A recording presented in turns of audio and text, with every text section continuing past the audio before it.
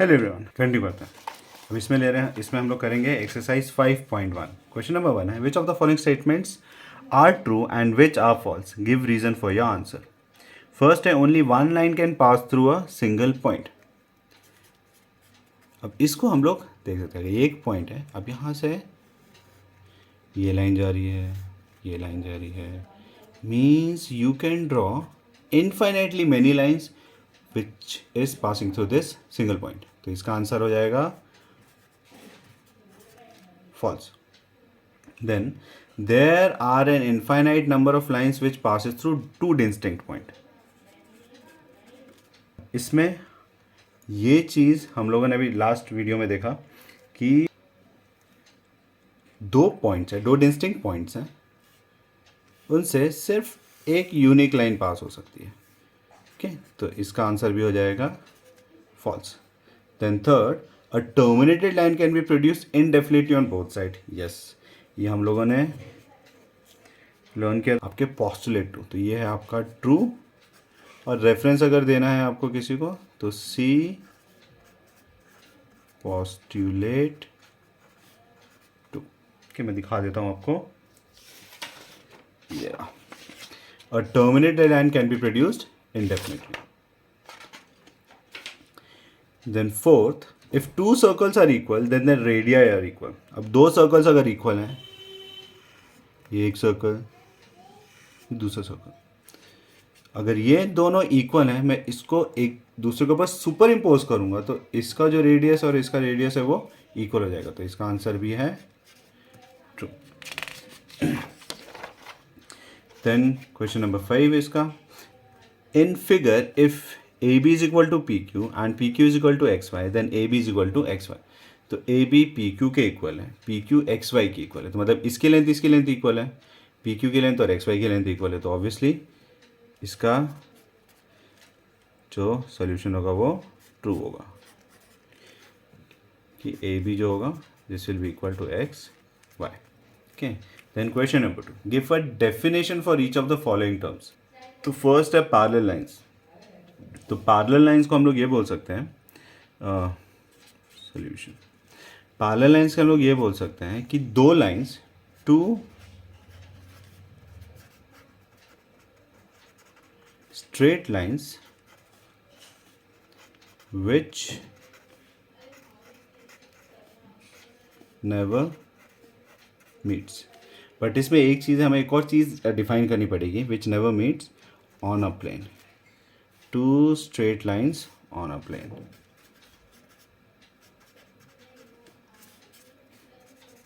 ठीक है, तो वो जो दोनों स्ट्रेट लाइन एक प्लेन में होनी चाहिए और वो कभी मीट नहीं करती, तो those are called parallel lines. Similarly second बोला है परपेंडिकुलर लाइंस। परपेंडिकुलर लाइंस तो हमें पता है, तो तुमको डिफाइन करना है, टू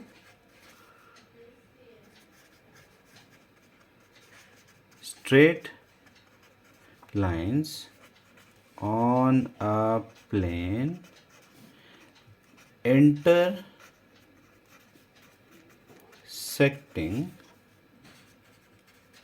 each other at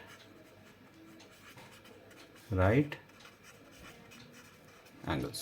तो दो स्ट्रेट लाइन जो एक दूसरे को क्या कर रही हैं, इंटरसेक्ट कर रही है राइट एंगल्स, मतलब 90 डिग्री में, तो उन्हें बोलते हैं हम लोग कॉल्ड परपेंडिकुलर लाइन।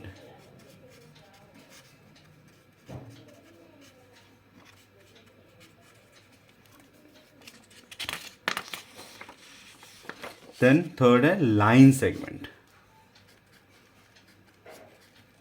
तो लाइन सेगमेंट को हम बोल सकते हैं straight line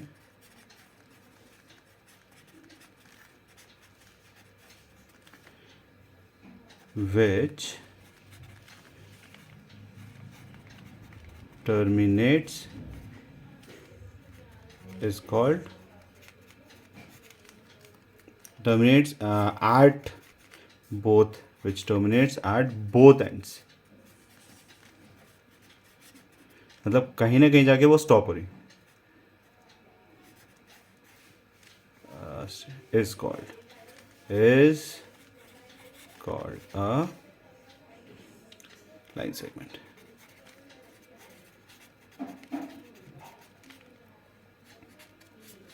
then fourth, radius of a circle.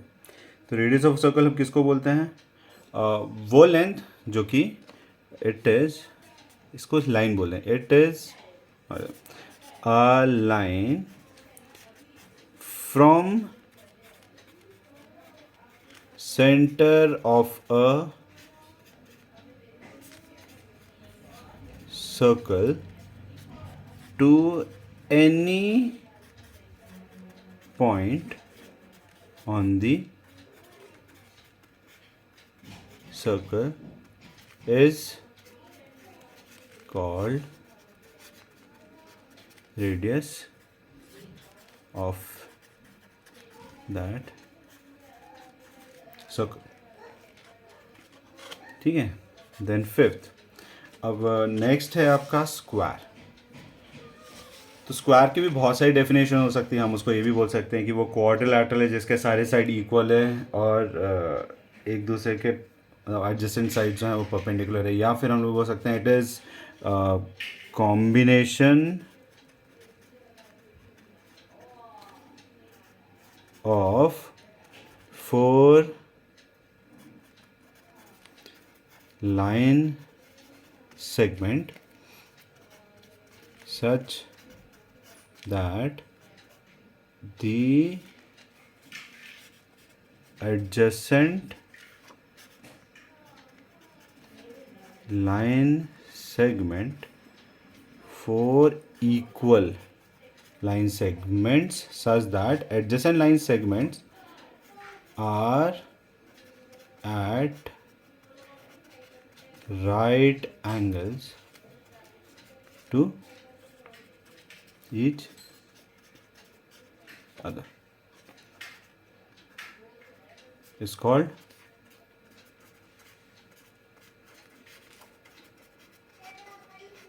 Square.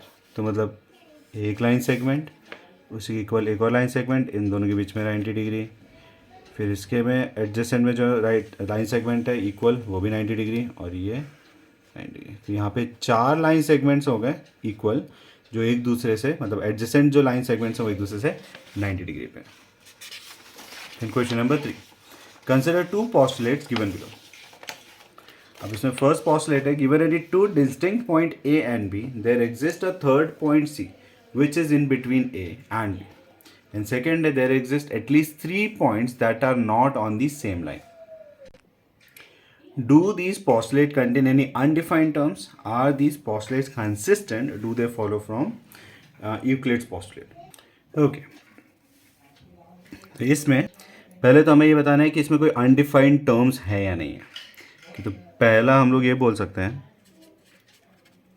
Solution कि इसमें अनडिफाइंड टर्म्स पॉसिबल है. क्यों? क्योंकि यहाँ पे ये बता तो दिया है कि 2 पॉइंट्स गिवन है, लेकिन प्लेन के बारे में नहीं दिया. तो सबसे पहला जो अनडिफाइंड टर्म्स हैं,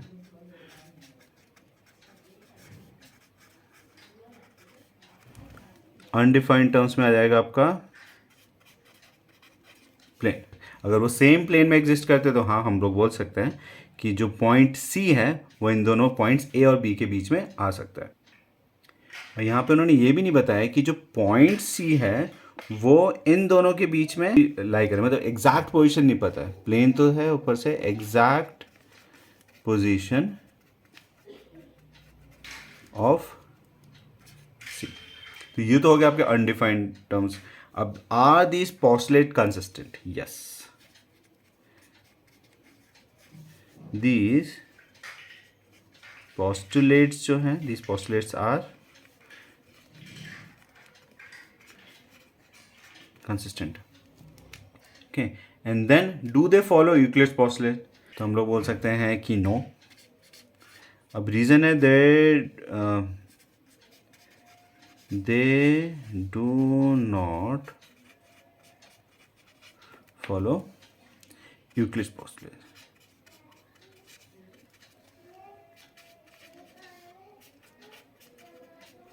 क्योंकि आप देखेंगे कि पोस्टुलेट्स में से ऐसी कोई चीज़ नहीं गिवन है. हाँ, बट आप ये बोल सकते हैं कि ये एक्सियोम्स फॉलो करें. तो दे follow axioms. Okay, then question number 4. If a point C lies between 2 points A and B such that AC is equal to BC, then prove that AC is equal to half AB. Explain by drawing the figure. इसका solution, तो सबसे पहले हम लोग draw कर लेते हैं. हमारे पास 2 points, this is A and this is B. हमने बोला कि बीच में कोई एक पॉइंट है C. तो गिवन में है कि AC is equal to BC. हमें प्रूफ करना है कि AC equal to half AB. तो प्रूफ करने के to proof AC is equal to half AB. तो इसको सॉल्व करने के लिए, प्रूफ निकालने के लिए हम लोग पहले ले लेते हैं AB is equal to AC plus CB. This AB is equal to AC plus CB.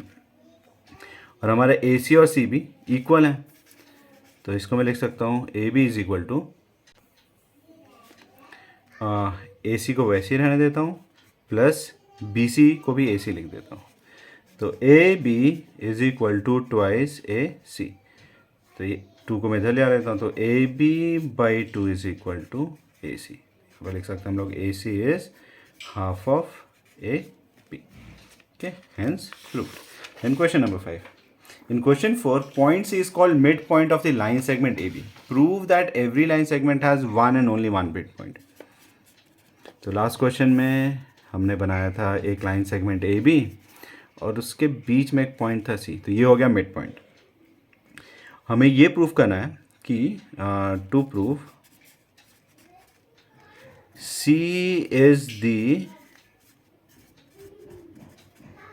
only mid point of AB. Okay, तो प्रूफ के लिए let us assume that D is another mid point of AB. और उसको मैं यहाँ के locate कर देता हूँ, ये रेडी. तो अगर D मिड पॉइंट है, इसका मतलब AD is equal to DB हो जाएगा. ओके, और हमारा AB की वैल्यू हो जाएगी AD प्लस DB. तो दिस इज इक्वल टू, अब ये दोनों इक्वल है तो इसको मैं ट्वाइस AD लिख देता हूँ.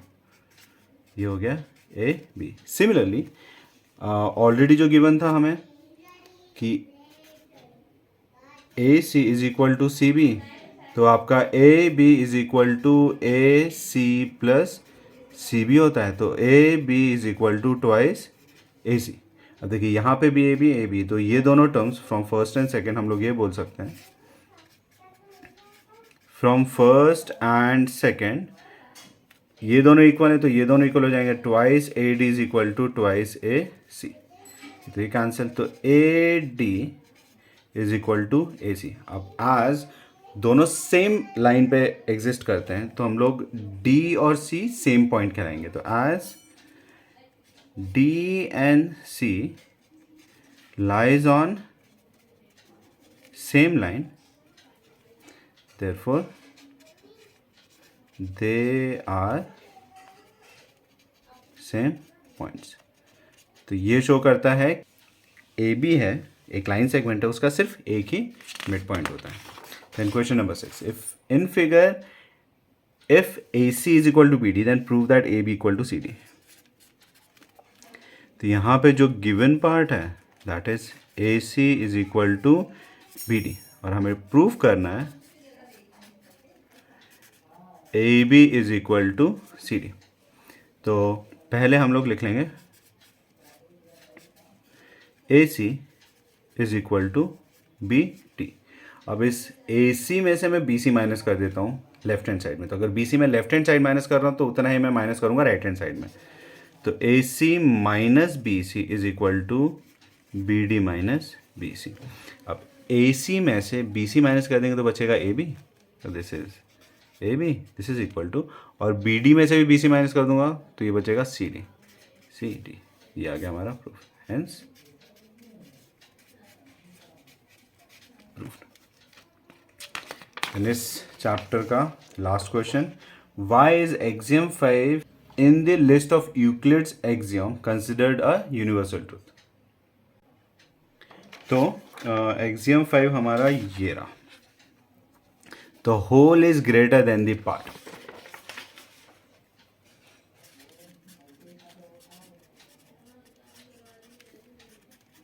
The whole is greater than the part। अब इसको बोलेंगे यस, यस क्या, वो तो है ही, it is considered a universal truth because, वो इसीलिए क्योंकि it is acceptable around the world, because it is acceptable around the world. आप कहीं पे भी जाएंगे ये चीज़ सब जगह एक्सेप्टेड है। ओके, तो ये हो गया हमारा चैप्टर फिनिश। अगर आपको इस वीडियो में कोई डाउट है या आपके पास कोई सजेशन है तो प्लीज़ कमेंट सेक्शन में लिखें, और अगर आपको वीडियो पसंद है तो इसे लाइक करिए, शेयर करिए और हमारे चैनल को सब्सक्राइब करिए। Thank you.